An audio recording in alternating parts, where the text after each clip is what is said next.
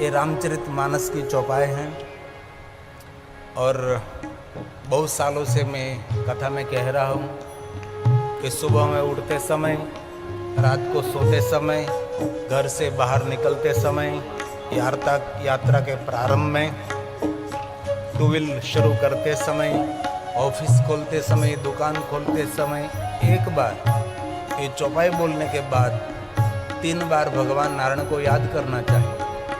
ये संत मत है, इसलिए मैं कथा का प्रारंभ करूं इससे पहले 1-2 मिनट के लिए मंगल भवन अमंगलहारी उमा सहित जही जपत पुरारी बोलकर सुंदर सुंदर शिव महापुराण अंतर्गत आपके समक्ष अनसुनी अनकही बहुत सारे महादेव के बारे में आपको कहने का मैं प्रयास करूंगा, लेकिन इससे पहले सिर्फ 1-2 मिनट के लिए मंगल भवन अमंगल हारी उमा सहित जे जपत पुरारी मंगल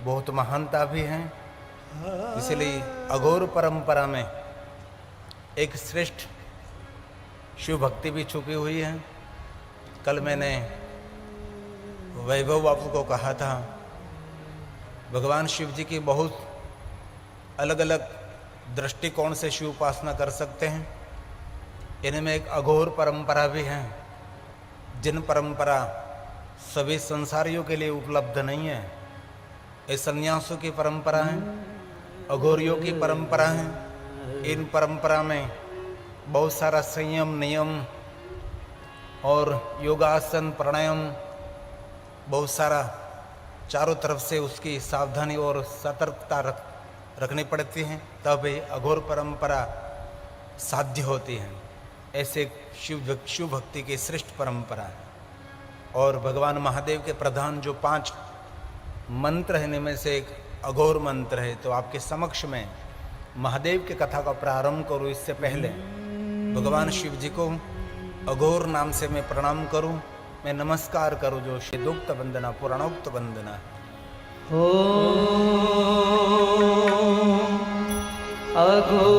अघोरेभ्योऽथ घोरेभ्यो। भगवान शंकर जी की ये वंदना है, भगवान महादेव की वंदना है। शंकर जी की वंदना एक तरीके से नहीं। हम तो सात्विक उपासना करते हैं, हम कोई कठिन अघोर उपासना नहीं करते, हम तामस उपासना नहीं करते, हम राजस उपासना नहीं करते। हम भगवान शिव जी की एक सतोगुणी उपासना है, एकदम सात्विक उपासना, सिद्धि उपासना,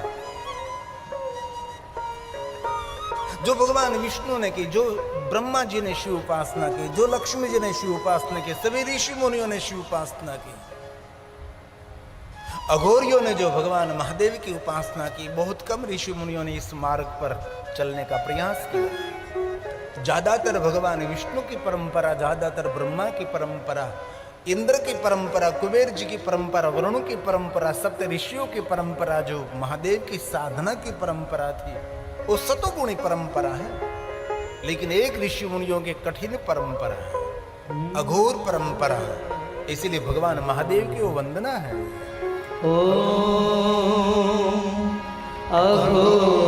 अघोरेभ्योऽथ घोरेभ्यो। घोर घोर तरेभ्यः सर्वेभ्यः सर्वेभ्यो नमस्तेस्तु रुद्ररूपेभ्यः। नमस्तेस्तु रुद्ररूपेभ्यः। भगवान महादेव की वंदना, भगवान शिव जी को नमस्कार है। अघोर परंपरा में भगवान महादेव की पूजा अर्चन परंपरा भी विद्वानों ने अलग बताई। हम सभी जो भगवान महादेव का पूजन अर्चन दर्शन करते हैं, ये सतोगुणी उपासना हमारी है। इनमें भगवान शंकर जी के अघोर और कठिन नाम की वंदना करते हैं। ओम अघोराय नमः से लेकर इस आश्रम में प्रवेश करते हुए सुंदर यहाँ हमने दर्शन किया, ओम अघोराय नमः। इस मंत्र से बहुत सारे साधु संत महापुरुष, बहुत सारे विद्वान ब्राह्मण उसकी गहराई से बात समझा सकते हैं, उसकी आहुति भी दी जाती है। इसलिए भगवान शंकर जी के नामों की वंदना है, भगवान महादेव की उपासना, भगवान शंकर जी की साधना, भगवान महादेव की जो पूजा अर्चना सभी देवी देवताओं से अलग है, सभी देवी देवताओं से जुदी है। जिनके मन में जो इच्छा, जो भाव प्रकट हो, इस प्रकार से भगवान शंकर जी की वंदना, उपासना, अर्चन कर सकते हैं। ताई हम भगवान शंकर जी को पहले प्रणाम करते हैं, जो अघोर परंपरा में सम्मिलित है। उनके लिए नाम श्रेष्ठ है। जो शंकर जी को प्रणाम करते, जो महादेव जी की वंदना करते हैं। 2 मिनट के लिए भगवान शंकर जी को मैं प्रणाम करूं, भगवान महादेव की मैं वंदना करूं।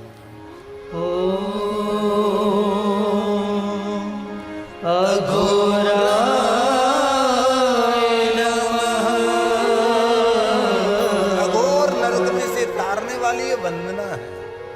शिव महापुराण अंतर्गत बहुत सारे नरकों का वर्णन है, इनमें एक अघोर नरक भी है जिन नरक का वर्णन नहीं हो सकता, जो अघोर परंपरा में उसका भी वर्णन है। भगवान शंकर जी के नामावली, इस मंत्र के आधारित हमने भगवान शंकर जी के चतुर्थ नाम हमने प्रणाम करने के लिए लिया। जो भगवान महादेव की वंदना, जो शंकर जी की वंदना है, ये वंदना करके भगवान शिव जी को वंदन भी कर सकते हैं। इस वंदना बोलकर भगवान शिव जी को नमस्कार भी कर सकते हैं, भगवान शिव जी को पुष्प भी अर्पण कर सकते हैं, भगवान महादेव को जलाभिषेक भी कर सकते हैं।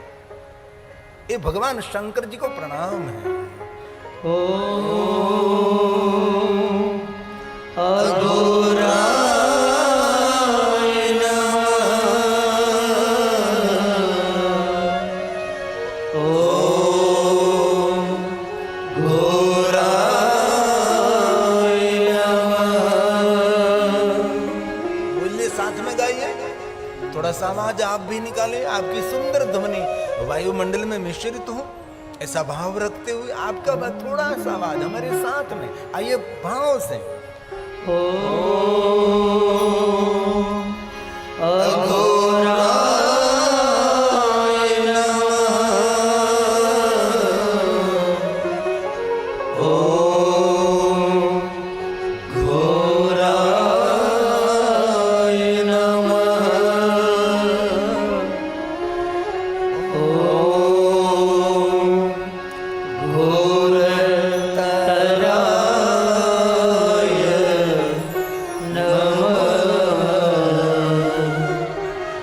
ओम घोर घोरतराय नमः। ओम घोरतराय नमः। ओम घोर घोरतराय नमः। भगवान महादेव को प्रणाम करते हुए आज कथा का पहला दिन है।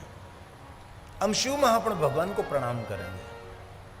चूंकि पहला दिन है इसलिए वंदना प्रकरण, नमस्कार प्रकरण,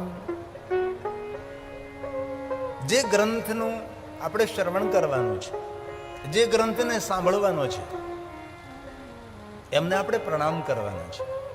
કારણ કે પહેલો દિવસ છે, કથા પ્રારંભ છે, અને કોઈ પણ ગ્રંથના પ્રારંભમાં એક શ્રેષ્ઠ વંદના હોય છે. વિશ્વના દરેક દેવી દેવતાઓની વંદના હોય છે. ગ્રંથ તો ભગવાન મહાદેવનો છે, પરંતુ તેની અંદર અલગ અલગ દેવી દેવતાઓની વંદના છે. અને સર્વને વંદન કર્યા બાદ ભગવાન મહાદેવની કથાનો પ્રારંભ થાય છે. તો આજ કથાનો પહેલો દિવસ તો આપણે ભગવાન મહાદેવના વાંગમય સ્વરૂપ શિવ મહાપ્રભુ ભગવાનને પ્રણામ કરીએ.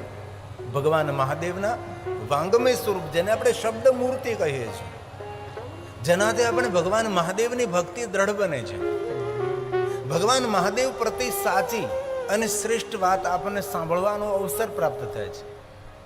અને ભગવાન મહર્ષિ વેદવ્યાસ રચિત આ વંદના છે, જે શિવ મહાપ્રભુ અંતર્ગત છે. અને એક એક શ્લોક મહાદેવની વંદના છે, એક એક શ્લોક શંકર ભગવાનની પૂજા છે, એક એક શ્લોક આલોક અને પરલોકને સાર્થક કરનારી વંદના છે. તેથી આદરથી, ભાવથી, ભક્તિથી ભગવાન મહાદેવની કથાનું શ્રવણ કરવાનો પ્રયાસ કરીએ. પહેલે દિવસે મન એકાગ્ર ન હોય, પહેલે દિવસે મન ભગવાનમાં લાગે પણ નહીં, કથામાં લાગે પણ નહીં, ધીરે ધીરે આપણું મન પરમાત્માના ચરણોમાં સ્થિર થાય છે. મોટા મોટા યોગીઓને પણ પહેલા દિવસે, પ્રથમ દિવસે ન, પણ પ્રથમ દિવસે મન થોડું વિચલિત હોય, તો મનને કેન્દ્રિત કરી ભગવાનના ચરણોમાં સમર્પિત કરી અને ભગવાનની કથા તરફ આપણા મનને, આપણા વિચારોને વાળવાનો પ્રયાસ કરીએ. આપણે, હું એક મધ્યસ્થી છું, હું એક શિક્ષકનું કામ કરું છું, હું એક ટીચરનું કામ કરું છું. આચાર્યોના ચરણોમાં બેસીને જે ભણવામાં આવ્યું છે અને મને શીખવવામાં આવ્યું છે, એ શિવ મહાપ્રભુ અંતર્ગત આપના સમક્ષ હું સુંદર રીતે કહેવાનો પ્રયાસ કરીશ. तो आइए शिव महाप्रभु भगवान को प्रणाम करेंगे हम. वंदे शिव पुराणम. भगवान व्यास जी કહ્યું છે કે હું શિવ મહાપણ ગ્રંથને પ્રણામ કરું છું, જે જીવનની વેદનાઓમાંથી મુક્ત કરનારો ગ્રંથ છે, જે શ્રેષ્ઠ ગ્રંથ છે, સર્વોપરી ગ્રંથ છે, જીવનની બધી જ વ્યાધિઓને દૂર કરનારો ગ્રંથ છે અને જીવનની મનોકામનાને પૂર્ણ કરનારો ગ્રંથ છે, આલોકને પરલોકને સિદ્ધ કરાવનારો આ ગ્રંથ છે. તેથી શિવ મહાપણા ભગવાનને હું પ્રથમ પ્રણામ કરું છું. આ ભગવાન મહર્ષિ વેદવ્યાસજીના સુંદર વચનો છે. વંદે શિવ પુરાણમ સર્વદાં પ્રસન્નતે શિવ પ્રસન્નાં દદ્યાત્ પદયોરતે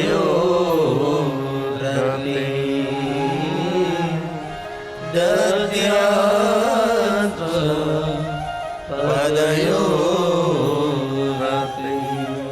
મારી પ્રસન્ન બુદ્ધિથી, પ્રસન્નતાપૂર્વક સંસારની બધી જ વેદનાઓને છોડીને આપના ચરણોમાં પ્રેમ સમર્પિત કરીને બહુ હૃદયથી, ભાવથી એ મહાદેવજી આપના વાંગમય સ્વરૂપ શિવ મહાપણ ભગવાનને હું પ્રણામ કરું છું. આવી રીતે શિવ મહાપણ ગ્રંથના પ્રારંભમાં શિવ મહાપણ ગ્રંથની વંદના કરી. પ્રસન્ન બુદ્ધિથી કોઈ પણ કાર્ય પ્રસન્નતાપૂર્વક આપણે કરીએ તો એ કાર્યમાં આપણને સફળતા પ્રાપ્ત થાય. આપણી પોતાની પ્રસન્નતા ન હોય ને કોઈ કાર્યને સફળ કરવા બેસીએ તો કાર્ય સંપૂર્ણ સફળ ન થાય, લગડ ધગડ પૂર્ણ થાય. તેથી જીવનની પ્રસન્નતા બહુ મૂલ્યવાન હોય છે. ચિત્તની પ્રસન્નતાથી પરમાત્મા પ્રગટ થાય છે. આજે માણસે પોતાની પ્રસન્નતાને ખોઈ નાખી છે. ક્યાં ખોઈ નાખી છે એ તો એ જ માણસે શોધવાનું રહ્યું કે મારી પ્રસન્નતા ક્યાં ખોવાઈ ગઈ છે. હું સદૈવ પ્રસન્ન રહેતો તો આજ કેમ હું નારાજ રહેવા લાગ્યો છું? આમ આજ કેમ હું હતાશ, નિરાશ, ડિપ્રેશનગ્રસ્ત છું, તણાવગ્રસ્ત છું? આનું કારણ શું છે? આજે ગામડામાં રહેતો હોય માણસ કે શહેરમાં રહેતો હોય માણસ, આજે દરેક માણસને જો તો માણસ પ્રસન્ન નથી. પ્રસન્નતા મેળવવા માટે પવિત્રતા બહુ આવશ્યક છે અને પવિત્રતા પરમાત્માના ભજનથી અને પરમાત્માના આરાધનથી પ્રાપ્ત થાય છે. તેથી શિવ મહાપણા ગ્રંથની વંદનામાં પ્રસન્ન બુદ્ધિથી, અને પ્રસન્ન રહેવું તે બુદ્ધિનો વિષય છે. ખોટી રીતે માટે નાટક કરી શકે હસવાનું, પણ પ્રસન્ન રહેવાનું નાટક ન કરી શકાય. પ્રસન્નતા તો અંદરનો ભાવ છે, હૃદયનો ભાવ છે. ખોટી રીતે માણસ દાંત કાઢી શકે, ખોટી રીતે માણસ હસી શકે છે, પરંતુ તેની મુખાકૃતિ ખબર પડી જાય કે આ માણસ પ્રસન્ન નથી. એ ખોટી રીતે હસી રહ્યો છે, ખોટી રીતે દાંત કાઢી રહ્યો છે. પ્રસન્ન રહેવું તે હૃદયનો અનુભવ છે, હૃદયનો વિષય છે, બુદ્ધિનો વિષય છે. તેથી પ્રસન્ન દેહી, મારી પ્રસન્ન બુદ્ધિથી હે ભગવાન આપના વાંગમ્ય સ્વરૂપ શિવ મહાપણ ભગવાનને હું પ્રણામ કરું છું. આવી રીતે શિવ મહાપણ ગ્રંથની વંદના કરે છે. અને શિવ મહાપણ ગ્રંથનું શ્રવણ કરતા કરતા એક જ ભાવ રાખો, શિવ પ્રાપ્તિર ભવે. મને ભગવાન મહાદેવ કઈ રીતે મળી શકે છે? મને ભગવાન શિવજીની ઝાંખી કઈ રીતે થઈ શકે છે? પણ ભાગ્યે જ કોઈ શ્રોતા એવો હોય કે જેના હૃદયમાં એવો ભાવ હોય કે મને શિવ કઈ રીતે મળે, મને ભગવાન મહાદેવ કઈ રીતે, મને એમની ઝાંખી કઈ રીતે થાય. બાકી તો ધનના પ્રલોભનથી, જીવનની કામનાઓના પ્રલોભનથી આપણે પૂજા અર્ચન, દર્શન, યજ્ઞ, યાગાદિ, યાત્રા, કથા શ્રવણ બધું જ કરતા હોય છે. પણ ખરેખર શિવ પ્રાપ્તિ ભવે, મને ભગવાન મહાદેવ કઈ રીતે મળે, હું ભગવાન શિવ સુધી કઈ રીતે પહોંચી શકું? તો શિવ સુધી પહોંચવાનો માર્ગ કયો હતો? કે શ્રવણ પ્રીતિ હિ લાલસા. જેને કથા સાંભળવામાં પ્રીતિ હોય, જેને કથા સાંભળવાની લાલચ હોય, તે ભગવાન શિવ સુધી પહોંચી શકે છે. અને કથા એવી રીતે કહેવી, સર્વ સિદ્ધાંત નિષ્પન્નમ, સિદ્ધાંત સાથે કથા કહેવી. કોઈ કાલ્પનિક, કોઈ ઉપજાવી કાઢેલી વાત, કોઈ બની બેઠાડેલી વાત નહીં. શિવ મહાપણ ગ્રંથ આધારિત સિદ્ધાંત સાથે ભગવાનની કથા જો સાંભળવામાં આવે, કહેવામાં આવે, તો મનુષ્યની કામના તો પૂર્ણ થાય. પણ એ મનુષ્ય ભાવ પાર થાય અને ભગવાન શિવની તેને ઝાંખી પણ થઈ શકે છે. તેથી જેટલો સમય મળે તેટલો સમય ભગવાનની કથાનું શ્રવણ કરવું જોઈએ. સદા સેવ્યા સદા સેવ્યા સદા સેવ્યા વિશેષતા એત શિવ પ્રણસ્ય કથા પરમ પાવને. જગતને પાવન કરનારી, મનુષ્યનું જીવન સાર્થક કરનારી ભગવાન મહાદેવની કથા છે. તેથી કથા સાંભળવી એ ભગવાનની પૂજા છે. કથા સાંભળવી અર્ચન છે. કથા સાંભળવી દર્શન છે. કથા સાંભળવી એક મનની યાત્રા પણ છે. કથા સાંભળવી યજ્ઞ છે. અરે કથા તો યજ્ઞનો પણ યજ્ઞ છે. રાસુ યદ પુણ્યમ. રાજા મહારાજાઓ જે મોટા મોટા યજ્ઞો કરતા હતા અને જે યજ્ઞો કરવાનું પુણ્ય પ્રાપ્ત થાય છે, કથા શ્રવણ માત્રતઃ, એ ભગવાનની કથાનું શ્રવણ કરવા માત્રથી પ્રાપ્ત થાય. રાસુ યદ પુણ્યમ અગ્નિષ્ટમ શતૈન છે. તત્પુણ્યમ લભતે શંભુ કથા શ્રવણ માત્રતઃ. આ ભગવાનની કથા સાંભળવા માત્રથી મોટા મોટા યજ્ઞો કરવાનું પુણ્ય મળે છે. કથા ભવતી યદ ગૃહે તીર્થભૂતમિ તદગેહમ. જ્યારે ભગવાન મહાદેવની કથાનો પ્રારંભ થાય છે, તીર્થોનું આહવાન નથી કરવું પડતું. તીર્થો ત્યાં દોડતા દોડતા આવે છે અને તીર્થોનું આગમન થાય છે. વસતામ પાપનાશનમ. તીર્થોનું આગમન થાય એટલે જેટલા જેટલા પાપ કર્મો નિવાસ કરતા બધા જ પાપ કર્મો ત્યાંથી જતા રહે છે. જે ભૂમિ પર ભગવાન મહાદેવની કથા ગાવામાં આવે, કહેવામાં આવે, અશ્વમેઘ સહસ્ત્રાણી વાજપેય શતાની છે. કરોડો કરોડો યજ્ઞો કરવામાં, કરોડો યજ્ઞો કરવાનું પુણ્ય પ્રાપ્ત થાય છે. એ જ પુણ્ય ભગવાન મહાદેવની કથા જે સ્થાન પર થતી હોય એ સ્થાન પર એ પુણ્ય એકત્ર થાય છે. એ ભૂમિ ચતુર્વર્ગ પ્રદમ સેવામ. એ ભૂમિ 4 પુરુષાર્થ આપનારી બને છે જ્યાં ભગવાનની કથા ગાવામાં આવે, જે ભૂમિ પર ભગવાનની કથા કહેવામાં આવે છે. તેથી ધન્ય શિવ મહાપણસે કથા પરમ પાવન. જગતને પાવન કરનારી, મનુષ્યનું જીવન ધન્ય કરનારી આ ભગવાન મહાદેવની કથા છે. પણ જેને અનેક જન્મોના પુણ્ય કર્યા હોય તેને ભગવાનની કથામાં પ્રીતિ થાય. બાકી ભગવાનની કથામાં પ્રેમ થાય જ નહીં. કથા સાંભળતો હોય પણ તેનું મન હાલક ડોલક હોય છે. તેમ જે બાજુ પવન આવે ને ધજા આમ તેમ ફરતે રહે, મન પણ આપણું હંમેશા ફરતું રહે છે. જન્માંતરે જેને અનેક જન્મ જન્માંતરના પુણ્ય કર્યા હોય એમને કથામાં મન લાગે. બાકી સૌનું કથામાં મન લાગતું નથી. કથામાં એ બેઠો હોય પણ તેનું મન કથામાં ન બેઠું હોય. પૂછો આપણી જાતને. ક્યારેક ક્યારેક પોતાની સાથે સંવાદ કરો. સૌનું કથામાં મન ન લાગે. તેથી શિવ મહાપણ ગ્રંથની પ્રારંભમાં એક શ્લોક છે કે જન્માંતરે ભવેત પુણ્યમ. જેને બહુ જન્મમાં મોટા મોટા પુણ્યો કર્યા હોય છે તેને ભગવાનની કથામાં પ્રેમ થાય, તેને ભગવાનની કથામાં પ્રીતિ થાય. જે મહાભાગ્યવાન હોય, જે બુદ્ધિમાન હોય, જેને પૂર્વજન્મમાં નાના નાના પુણ્ય નહીં મોટા મોટા પુણ્ય કર્યા હોય એમને જ એમનું જ કથામાં મન લાગે. બાકી કથામાં મન ન લાગે. ભલે તમે સૌ સામા બેઠા છો પણ ભાગ્યે જ કોઈ માણસ આની અંદર એવું હોય છે કે જેનું કથામાં મન લાગેલું છે. બને જ નહીં. અને જો આ સંભવ હોય તો ભગવાન વ્યાસે આ લખવાની જરૂર નથી. ભગવાન મહર્ષિ વેદ વ્યાસજીએ લખ્યું છે તેનું તાત્પર્ય કાંઈ હોય, તેનો હેતુ કાંઈ હોય તો જ કહ્યું હોય ને કે સૌનું કથામાં મન નથી લાગતું. કથામાં કોનું મન લાગે છે? આ શ્લોક શિવ મહાપણ ગ્રંથનો છે. જન્માંતરે જન્માંતરે ભવે પુણ્યમ. અનેક જન્માંતરે. સામાન્ય પુણ્ય નહીં, મોટા મોટા પુણ્યો કર્યા હોય. સુધીમતઃ. સુધી શ્રેષ્ઠ બુદ્ધિમાન. શ્રેષ્ઠ બુદ્ધિમાન મનુષ્ય જેને મોટા મોટા પુણ્યો જેને પૂર્વજન્મમાં કર્યા છે એમનું જ મન શિવ મહાપણ કથામાં લાગે છે. બાકી આમ તેમ ક્યાં ક્યાં મન ભટકતું હોય તો આપણને ખબર હોય, એ તો પોતાને જાતને જ ખબર હોય. તેથી ભગવાને કહ્યું છે કે સૌનું કથામાં મન લાગતું નથી. અમે પહેલે દિવસે તો લાગે જ નહીં. સીધી જ વાત છે. ભાગ્યે જ કોઈ આનંદ શ્રોતા એવો હશે કે જેનું પહેલે દિવસેથી જેમ ઋષિ મુનિનું મન ભગવાનની કથામાં જોડાઈ જાય એ રીતે તેનું ભગવાનની કથામાં મન જોડાઈ ગયું એવું ભાગ્ય અંશે કોઈ શ્રોતા હોય છે. તેથી ભગવાન બોલ્યા છે જન્માંતરે જન્માંતરે ભવે પુણ્યમ મહ્યસ્ય સુધીમત.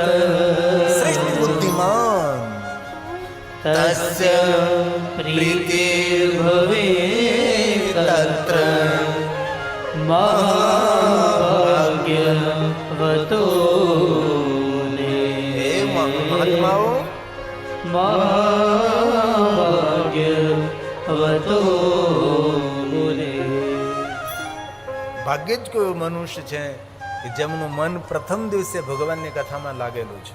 એ પણ યાદ રાખવા જેવી વાત છે. જેને અનંત જન્મોમાં ઘોર તપસ્યા કરે છે એને જ ભગવાન મહાદેવની ભક્તિ મળે છે. બાકી સૌને મહાદેવની ભક્તિ મળતી નથી. આ દુનિયામાં કરોડો કરોડો કરોડો મનુષ્યો છે, સૌને ભગવાન શિવની ભક્તિ મળતી નથી.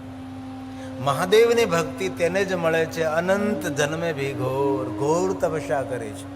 જેને કઠિન તપ કર્યું છે એને જ ભગવાન મહાદેવના ચરણોમાં સંપૂર્ણ શ્રદ્ધા, સંપૂર્ણ ભાવ, સંપૂર્ણ ભક્તિ જાગે. બાકી ન જાગે.